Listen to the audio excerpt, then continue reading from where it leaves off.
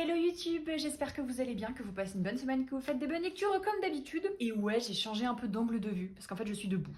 Pour la simple et bonne raison que cette vidéo est un peu différente de celle que je fais habituellement, et elle va nécessiter que je me déplace de manière régulière dans ce lieu de vie que représente mon salon, que vous ne voyez pas, parce qu'en fait vous avez que la partie bibliothèque. C'est déjà beaucoup trop chaotique, Marie, ça fait 30 secondes que tu parles, va falloir se concentrer un peu. Bref, je suis debout, d'où cet angle un peu différent. Ne paniquez pas, tout va bien se passer les gars. Et je disais donc qu'aujourd'hui, je vous retrouve pour une vidéo un petit peu différente. Alors c'est pas non plus un concept de ouf, calmons-nous, parce que je suis pas... Enfin bref, voilà. En gros, je recherchais des idées de vidéos à faire qui changent un petit peu de ce que je fais d'habitude. Et je me suis dit, why not utiliser le jeu de la pile à lire. Alors attendez, je vous explique, avant de vous expliquer le concept de la vidéo, qu'est-ce que c'est que le jeu de la pile à lire? Eh bien c'est un jeu de cartes qui te permet de choisir tes livres dans ta pile à lire. Tout est dans le titre, vous allez me dire. Plus sérieusement, c'est un jeu de cartes qui a été créé par mes amis Hélène et Élise, donc Hélène Illustration et Élise A Book and a Cup. Hélène a bien évidemment fait les dessins et réalisé les cartes, et Élise l'a aidé à trouver les thèmes. Enfin bref, c'est un travail d'équipe quoi. Je ne rends pas du tout hommage au travail d'Élise sur ce projet, je suis navrée. Je vous invite évidemment à aller voir sa chaîne YouTube ou son compte Instagram, tout comme je vous invite à aller voir le compte Instagram d'Hélène ou la boutique d'Hélène carrément, parce que le projet est bien plus complexe que ce que je résume là en 2-3 phrases. Mais grosso modo, c'est un jeu de cartes, et quand tu tires, genre imagine là t'as fini ta lecture en cours et tu te dis oh là là mais je sais pas quoi lire, mais ça me tente, ouais mais en même temps ça me tente, ou au contraire ça me tente pas, ça me tente pas, bref. Et bien ce que tu fais mon petit coco, pourquoi je dis ça, tu prends ton jeu de la pile à lire, tu pioches une carte et la carte te dit par exemple là de la haine à l'amour, donc tu choisis un livre qui parle de Enemies to Lover. Bon, là, c'était un exemple de trope, mais il y a 1 million de cartes, comme vous pouvez le constater. Ce qui permet du coup d'avoir un panel assez large de lectures à choisir. Attendez, ça, on s'en fout un peu, hein, voilà, enfin...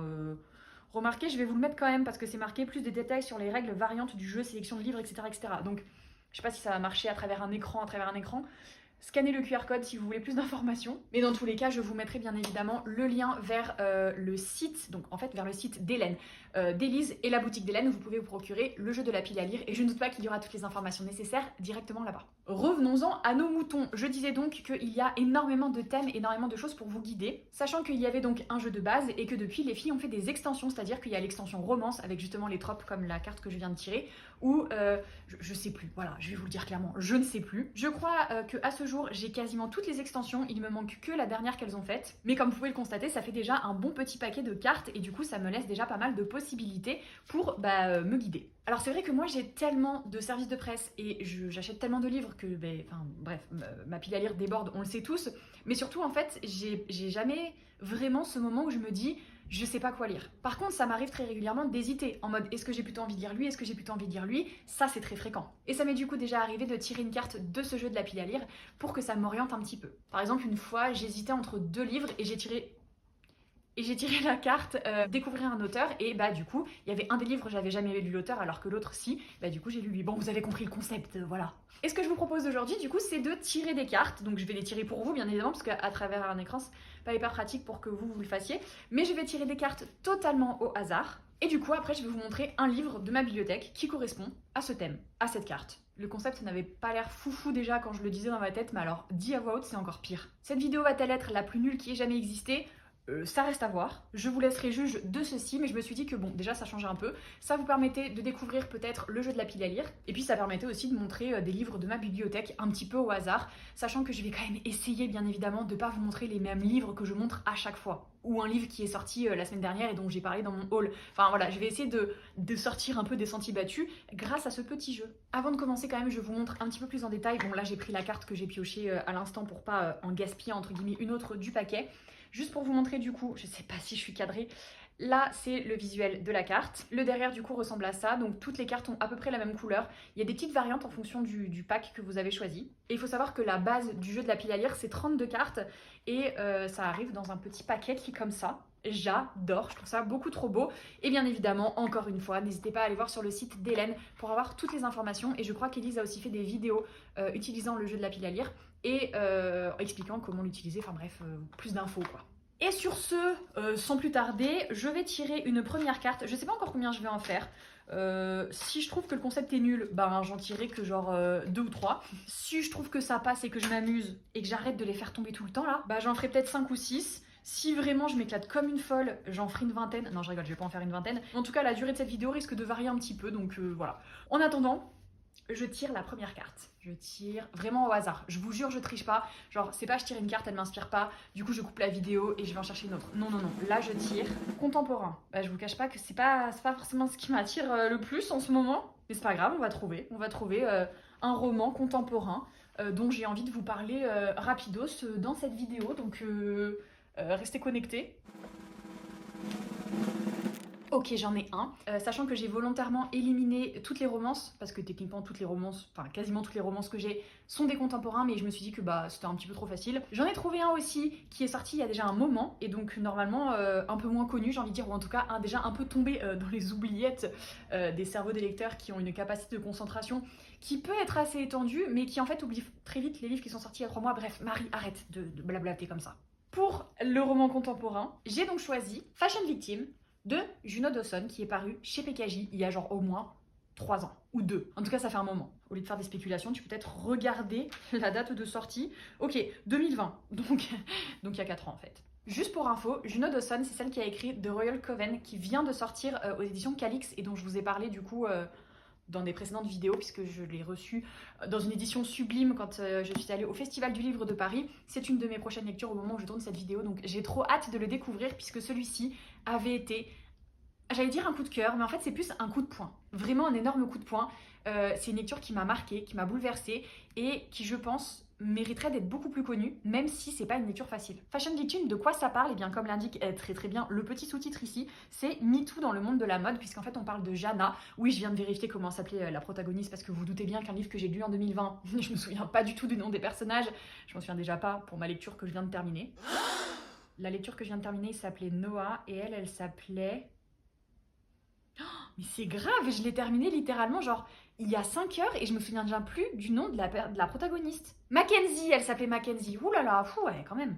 Bref, là c'est l'histoire de Jana qui est repérée et qui devient du coup top modèle. Et en fait, on suit sa montée vers la famous attitude, vers tout ce qui est en lien avec les top modèles, c'est-à-dire les podiums, les fêtes, l'argent, les rencontres, etc. Donc c'est un peu sa montée vers le top, mais c'est aussi sa descente aux enfers, avec toutes les contreparties qu'il y a un petit peu à cet univers de paillettes et de glamour, et surtout avec les abus de certaines personnes, et en l'occurrence les violences sexistes. C'est un roman qui est extrêmement dur, je pourrais plus vous dire exactement ce qui se passe, ce qui a fait que j'étais en mode mon petit cœur brisé. Mais je me souviens de ce sentiment général que c'était un roman extrêmement fort, extrêmement bouleversant, et surtout je me souviens qu'il était extrêmement bien écrit. Il y avait une façon de raconter l'histoire en fait, puisque elle raconte l'histoire à quelqu'un d'autre, mais on sait pas bien qui, on sait pas bien comment, enfin il y a toute une narration qui est extrêmement bien faite, très très originale, et le roman était absolument magnifique, incroyable, vraiment j'ai adoré, encore une fois on se comprend, quand on parle de tentative de viol et de violence sexiste et de tout ce mouvement MeToo qui est absolument horrible. Tu peux pas dire que c'est un coup de cœur, mais vous voyez ce que je veux dire, c'est un roman qui marque et qui est très important et que j'ai beaucoup aimé découvrir. Et voilà. Et on enchaîne. C'est reparti pour une nouvelle carte. BIPOC, alors j'ai jamais su dire ça. BIPOC, B-I-P-O-C, Black, Indigenous and People of Color. Donc c'est un livre qui parle de représentation, mais qui est aussi écrit par des personnes concernées par cette représentation. Clairement, là, je ne suis pas la mieux placée pour vous expliquer le terme, vous vous en doutez. Je vous invite bien évidemment à vous renseigner sur les réseaux sociaux ou sur internet, parce qu'il y a des gens qui l'expliquent beaucoup mieux que moi. Mais let's go pour vous trouver un livre du coup écrit par une personne, je sais pas pourquoi c'est écrit en anglais d'ailleurs, c'est difficile à traduire je pense, par une personne qui est Black, Indigenous and People of Color. Et c'est touchy la manière dont j'explique ça, j'espère que vous allez pas mal le prendre si je commets un petit impair, je suis navrée, mais let's go trouver un livre.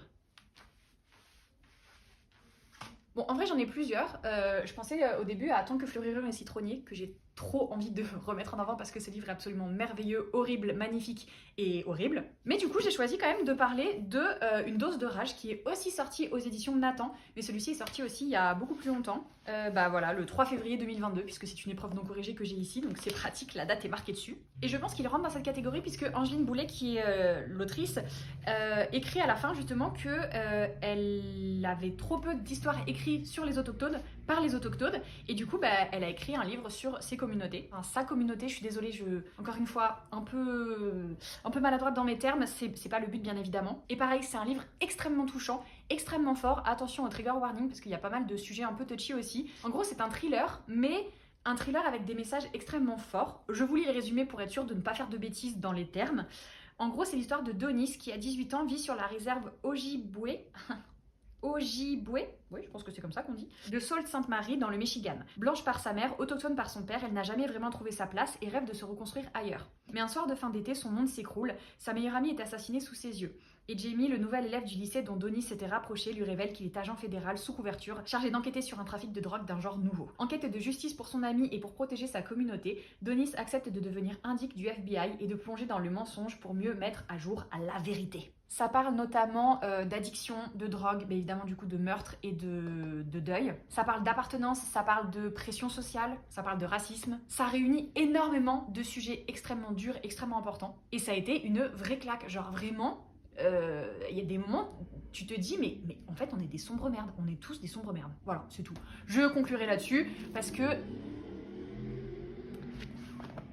Allez, les petites motos qui passent pendant que je tourne mes vidéos, j'ai pas choisi le bon moment pour tourner la vidéo puisque là ça commence à être la sortie des bureaux, tout le monde va aller au bar en bas de chez moi, ça va commencer à... Bon bref, ils profitent de leur soirée, je vais pas leur retirer ça, mais j'espère qu'il n'y a pas trop de bruit extérieur qui viennent gâcher cette atmosphère de vidéo YouTube, je dis n'importe quoi. Bref, tout ça pour dire que ce livre était incroyable. Pareil, je pense qu'il n'a pas forcément eu l'ampleur, enfin...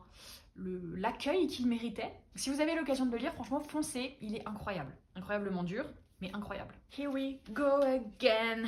On tire une nouvelle carte. Non-fiction. Vous voyez tous les livres que j'ai là. On est bien d'accord, il y en a un paquet. Et encore, ils sont pas tous ici, mais... Et ben dans ce paquet, il doit y avoir 2 cartes qui montrent des choses que je n'ai pas. C'est-à-dire des thrillers et... de la non-fiction. Mais c'est pas grave, je vais vous trouver quelque chose quand même un peu. Hey, petit challenge là, les gars. Non-fiction. Ouais, genre en gros...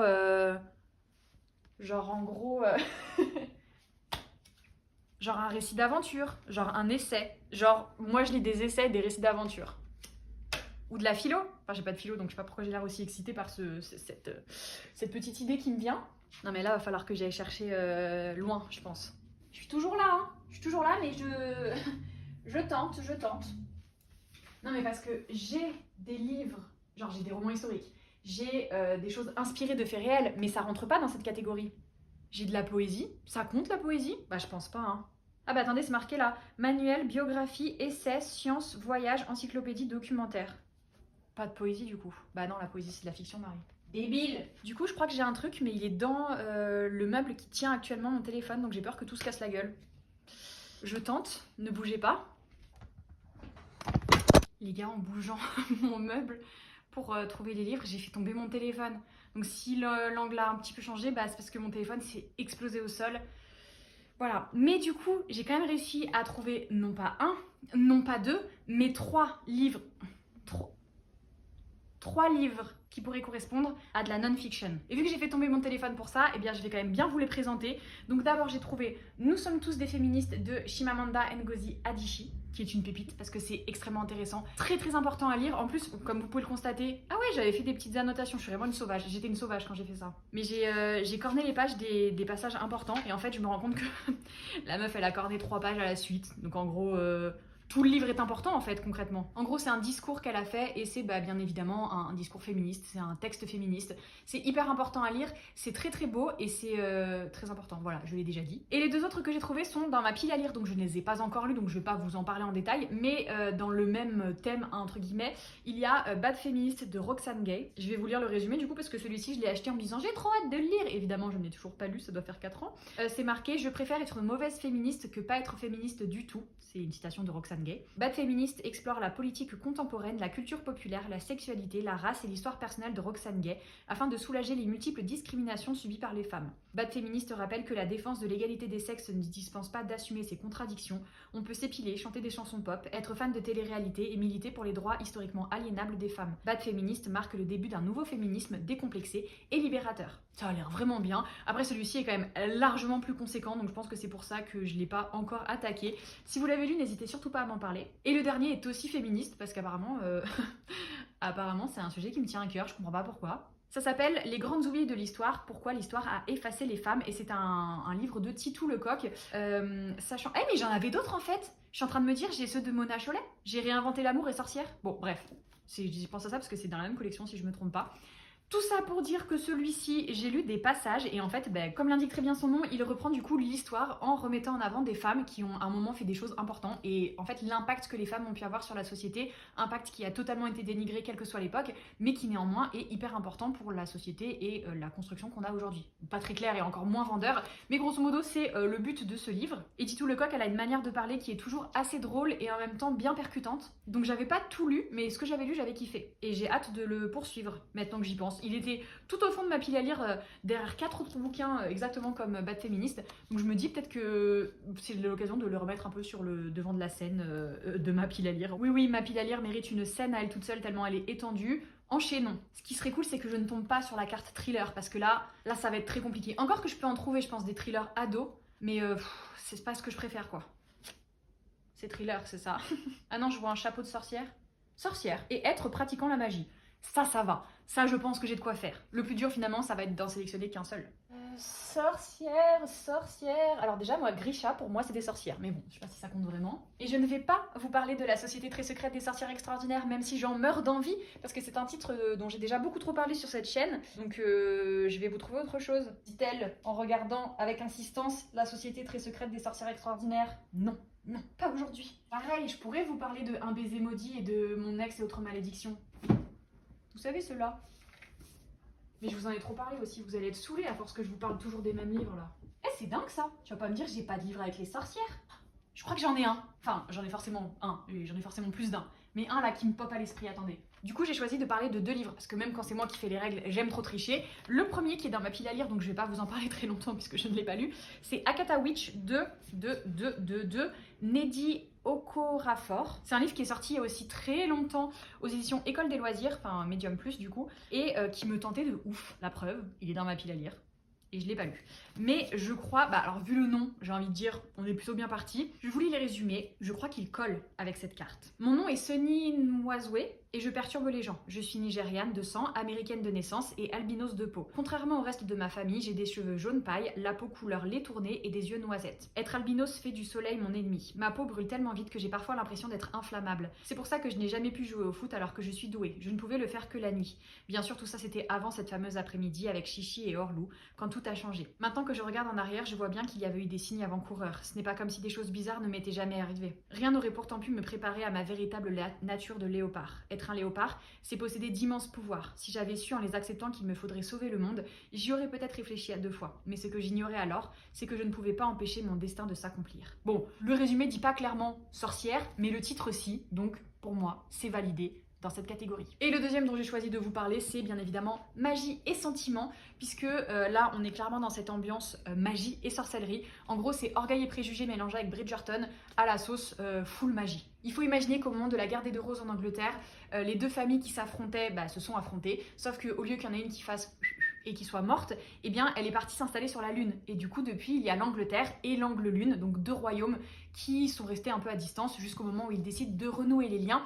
Et quel meilleur moyen de renouer les liens que de faire un petit mariage arrangé. Donc là, on suit l'héritier d'une famille assez puissante de la Lune qui vient sur Terre pour épouser l'héritière d'une famille assez puissante de la Terre. Et on suit notamment en fait leurs frères et sœurs, puisque eux-mêmes vont se retrouver un petit peu attirés l'un par l'autre, mais eux-mêmes ont des enjeux et il y a un peu le côté espionnage, intrigue de cour, secret, trahison, révélation, tout ça. Avec une énorme dose de magie, c'était extrêmement bien. Le début est un peu lent, vraiment. Malgré ça, gros coup de cœur pour ce livre, c'était incroyable. En plus, cette édition est absolument magnifique, je ne vous l'ai pas dit, mais c'est un livre de Ariel Holtz qui est sorti tout récemment aux éditions Slalom. Je vous le conseille à 1000%. J'en suis à combien de cartes là?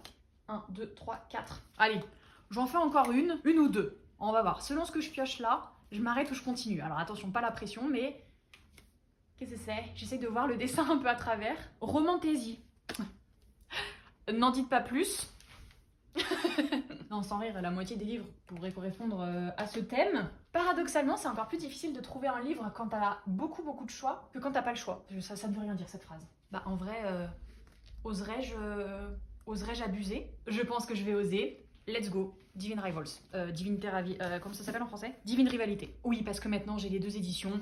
J'ai même pas voulu faire semblant de me contenir ou quoi que ce soit. Non. Édition en VO, édition en VF, le jaspage, s'il vous plaît. Je vous montre quand même cette édition parce que, alors, on peut reprocher plein de trucs à De Saxus, ça, je suis la première à le faire, mais il faut quand même avouer qu'ils font des choses qui sont très très belles. Je meurs, c'est beaucoup trop beau. Regardez-moi ça. Ah, la machine à écrire. Je meurs. C'est Divine Rivalité que je n'arrive pas à appeler Divine Rivalité. Je l'appellerai Divine Rivals jusqu'à mon dernier souffle. Waouh, juste waouh. Donc là, on est vraiment dans de la romantaisie, puisque c'est un univers de fantasy où, grosso modo, les dieux ont été un petit peu endormis il y a de cela des siècles. Et là, il y en a certains qui commencent à s'agiter un petit peu. Exactement, je sens que ça met tout le monde d'accord. C'est pas bon. Du coup, les dieux commencent à s'agiter, notamment deux dieux qui commencent à s'affronter. Et pour ça, en fait, ils recrutent chacun des petits humains pour se battre pour eux, concrètement. Hein. Notre protagoniste s'appelle Iris et son frère a été appelé par une déesse pour se battre pour elle. Et depuis qu'en fait il est parti au front, elle est sans nouvelles de lui, donc elle est hyper inquiète. Et en parallèle de ça, elle travaille dans un journal où elle est en rivalité constante avec quelqu'un qui s'appelle Roman Kitt. Et voilà. Non, en vrai, je peux pas m'arrêter là. Il faut aussi que je vous dise qu'il y a une histoire où des lettres apparaissent en fait sur le pas de sa porte sans qu'elle sache vraiment qui c'est. Et en fait, elle répond à cette personne. Enfin, il y a un système de communication un petit peu magique. Elle sait pas à qui elle parle. Au début, elle pense que c'est son frère. Elle se rend bien vite compte que non.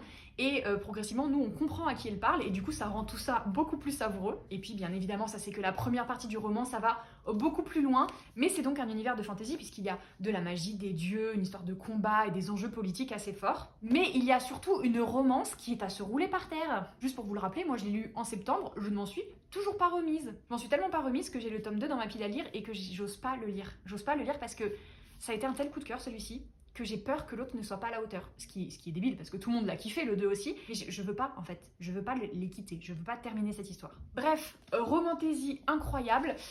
Normalement, il est déjà sorti au moment où sort cette vidéo. Au pire, je vous laisse vous renseigner. Mais foncez, pépite. Voilà, pour rappel, j'ai choisi de parler de Divine Rivals, mais j'aurais pu parler de la moitié de ma bibliothèque. Et je suis en train de me dire que j'aurais aussi pu vous parler de la carte des confins. Parce que techniquement, la carte des confins, pour moi, c'est quand même un peu de la romantaisie. Après, moi, qui suis-je pour parler de cette saga? Je ne suis que la personne qui l'a écrite. Vous faites de ces informations ce que vous voulez. Et je tire une dernière carte, les gars, parce qu'après, on va s'arrêter. Mais si le concept vous plaît, n'hésitez pas à me le dire, parce que je pourrais refaire une partie 2. Je sais pas pourquoi je l'ai dit comme ça. On tire la dernière carte. J'espère que c'est pas thriller. Post-apocalyptique. Ouh. Ça, c'est intéressant. Hunger Games. Non, je rigole. Ce serait trop simple. Ce serait trop simple, les gars. En plus, c'est pas vraiment post-apocalyptique. Bah si, un peu quand même. Il y a différents niveaux d'apocalypse, je pense. Bah ouais, le labyrinthe aussi. Mais bon, c'est un peu... Il est où le labyrinthe, d'ailleurs? Les gars. Bah, j'ai pas la série Le Labyrinthe. I'm shocked. Je pense qu'elle est chez mes parents. Mais la dernière fois que je suis allée chez mes parents, je l'ai pas forcément vue. Ça m'inquiète un peu. C'est pas ma série préférée, mais c'est quand même un classique. Et je sais pas, faut que je cherche. Mais revenons-en à cette carte. Je me demande si Bone Season, ça pourrait pas être aussi un peu post-apocalyptique. Non, je pense pas en fait. Tais-toi Marie, tu dis n'importe quoi. Ouais, bah absolu, hein. Absolu, ça pourrait totalement matcher. Je regarde si j'en trouve pas un autre. Just in case. Arrête de vouloir parler anglais, faire genre t'es bilingue, franchement t'agaces tout le monde. J'ai mieux. Enfin mieux. No offense pour Absolu, hein. Absolu c'est génial, mais j'ai mieux. Eh oui. Je sais pas pourquoi je suis excitée comme ça, faut que je me calme. Évidemment, la saga Shatter Me, ça rentre totalement dans cette ambiance. On est dans le futur, tout est parti en cacahuète, genre vraiment trop de difficultés à vivre au quotidien. Et en plus de ça, certaines personnes ont développé des sortes de dons qui fait que vraiment c'est la merde, concrètement. Là en l'occurrence, c'est encore plus la merde pour Juliette parce qu'elle a un pouvoir qu'elle a beaucoup de mal à contrôler, qu'elle ne sait pas contrôler, qui fait qu'elle est enfermée depuis grave longtemps. Parce qu'en fait, quand elle touche les gens, ils clament. Et ils clament dans d'atroces souffrances. Au fil de la saga, on va en apprendre plus bien évidemment sur Juliette, sur les personnes qui l'entourent, sur les enjeux de ce monde. Mais sachez que c'est une vieille série. Tout le monde le sait, c'est sorti il y a grave longtemps. Ça, c'est la VO, hein, parce que la couverture en VF, je l'aime pas trop. Mais il y avait en tout cas des rumeurs comme quoi la maison d'édition allait peut-être refaire des couvertures pour cette saga, pour la remettre un peu sur le devant de la scène. Si c'est le cas, franchement, foncez, n'attendez pas. Et si vous pouvez lire en anglais, essayez aussi de lire en anglais, c'est hyper simple. Genre vraiment, y a pas, enfin je veux dire, c'est pas compliqué, c'est très joliment écrit, très poétique comme écriture. Et puis comme vous avez pu le constater, il y a des choses un peu barrées, parce que on est dans la tête de Juliette qui commence à être seule depuis déjà un petit moment. elle se demande si elle devient pas folle, et du coup il y a plein de choses comme ça qui sont très intéressantes à lire. Ça n'a absolument aucun sens ce que je vous raconte, mais en tout cas j'ai kiffé, j'ai lu du coup les 2 premiers tomes, j'ai fait une relecture du tome 1 en début d'année, et j'ai bien l'intention de lire toute la saga cette année. Je ne le ferai pas bien évidemment parce que on sait tous que quand je dis des trucs comme ça, 3 ans après, c'est toujours pas lu. Mais en tout cas, j'ai envie de relire la saga. Et bah voilà, hein, vu qu'on est dans un futur avec une société totalement dictatoriale, une société où il y a une dictature qui a le pouvoir, et bien, puis où tout est parti en cacahuète, hein, concrètement. Même si où j'en suis dans la série, on sait pas encore pourquoi et comment. Mais en tout cas, post-apocalyptique, ça match. Et sur ce, on va rester sur cette petite recommandation, hein. Donc il me reste encore, comme vous pouvez le constater, plein d'autres cartes à tirer. Je vous en sors encore 2-3 sans forcément vous montrer des livres, juste pour vous donner une petite idée de ce que ça peut être. Bon, du coup, il y a Dystopie. Il y a une carte qui s'appelle Neurodivergente, pour montrer du coup des personnages qui sont neurodivergents. Sirène et être aquatique. Mythologie, réécriture, romance bien évidemment. Voilà, il y a plein de choses. Voilà, par exemple celle-ci, c'est ma préférée. Un livre qui va vous faire pleurer. Il y a énormément de thèmes différents. Normalement, bien évidemment, vous êtes censé choisir dans votre pile à lire. Moi, j'ai sauté sur le prétexte pour vous montrer un petit peu les livres de ma bibliothèque. Mais j'espère que la vidéo vous a plu. Comme je le disais tout à l'heure, n'hésitez pas à me dire si le concept vous a séduit. Si c'est le cas, est-ce que vous aimeriez avoir une deuxième partie? Je pourrais tirer encore d'autres cartes.